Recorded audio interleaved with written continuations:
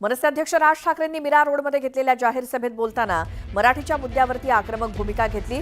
याचवेळी बोलताना राज ठाकरेंनी अमराठी व्यापाऱ्यांना थेट इशारा दिला।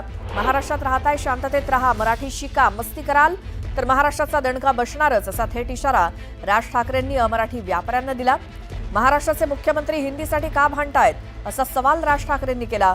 1ली ते 5वी सक्तीची हिंदीची सक्ती करून बघाच, दुकानच नाही तर शाळा सुद्धा बंद करेन, असा इशारा राज ठाकरेंनी दिला। हळूहळू मुंबईला गुजरातमध्ये सामील करायचं हे काही जणांचं स्वप्न आहे।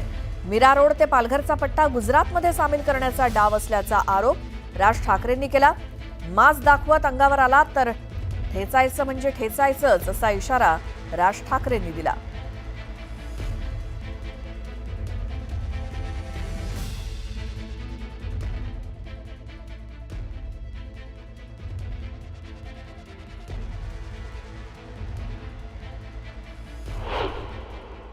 त्या दिवशी इथे जो काही प्रसंग घडला, त्या काय कोणत्या मिठाईवाल्याचा काहीतरी झाला तो भाग,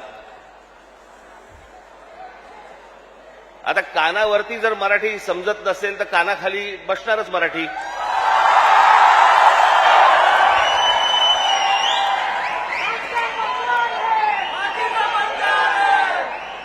विनाकारण काहीतरी काढत असतात।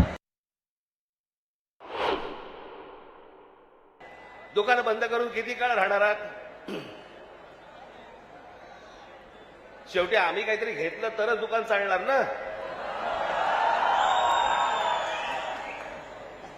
महाराष्ट्रामध्ये राहताय, शांतपणे राहा, मराठी शिका। आमचं काही वावडं नाहीये, तुमच्याशी काही भांडण नाहीये, पण मस्ती करणार असाल इथे तर महाराष्ट्राचा दणका बसणार म्हणजे बसणार, एवढं लक्षात ठेवा। म्हटलं ना, हे चाचपडून बघतायत, तुम्हाला चाचपडून तपासून बघतायत की हिंदी भाषा आणली, बघू महाराष्ट्र विरोध करतोय का, बघू मराठी माणूस पेटतोय का, बघू मराठी माणूस जिवंत आहे का। आणि तो जर शांत दिसला तर हिंदी ही भाषा आणणं ही त्यांची पहिली पायरी असेल। आणि हळूहळू त्या सगळ्या गोष्टी करून मुंबई ताब्यामध्ये घ्यायची आणि ती गुजरातला मिळवायची, हे ह्यांचं स्वप्न आहे।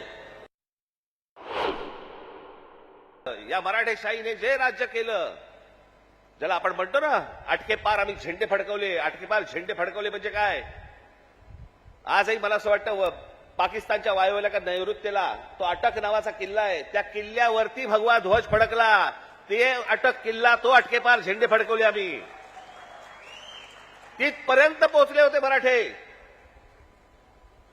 तो महाराष्ट्र हतबल आहे,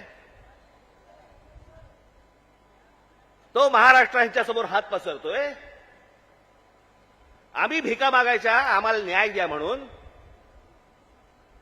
तुम्ही या महाराष्ट्राचे राजे, तुम्ही या महाराष्ट्राचे मालक,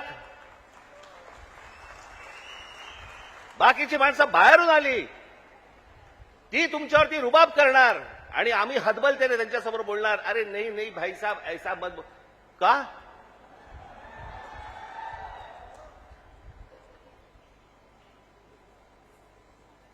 स्वतःहून काही करायची आपल्याला गरज नाहीये, पण जर अशा प्रकारे मास घेऊन जर समजा कोणी अंगावरती आला, ठेचायचा म्हणजे ठेचायचाच। काल आमचे ते मुख्यमंत्री महाराष्ट्र राज्याचे देवेंद्र फडणवीस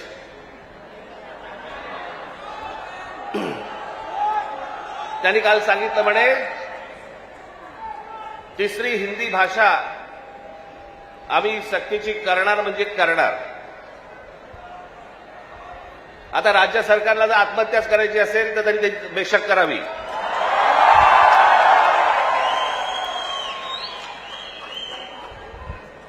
त्या दिवशीच्या मोर्चाच्या फक्त धसक्याने निर्णय मागे घ्यायला लागला होता।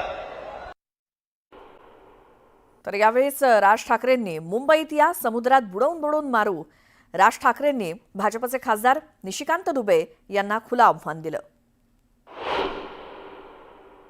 आप जो इस तरह की घटिया हरकत कर रहे हो, और मैंने हमेशा कहा है कि जब अपने घर में हो, महाराष्ट्र में हो, यदि बहुत बड़े बॉस हो तो चलो बिहार, चलो उत्तर प्रदेश, चलो तमिलनाडु, तुमको पटक पटक के मारेंगे। त्या दिवशी तो कोणतरी भारतीय जनता पक्षाचा एक खासदार, कोणतरी दुबे नावाचा, कसा काय बोलला, मराठी लोगों को हम यहां पे पटक पटक के मारेंगे। झाली का हो केस त्याच्यावरती? हिंदी चॅनल वाल्यांनी दाखवलं का? पुढे चालवलं का? काही नाही। बघा कसं असतात, कसे असतात ते बघा। तू आम्हाला पटक पटक के मारणार दुबे? दुबेलाच मी सांगतो, दुबे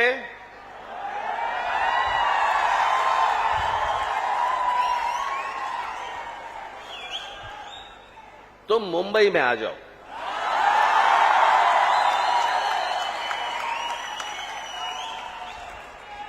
मुंबई के समुंदर में डुबे डुबे कर मारेंगे।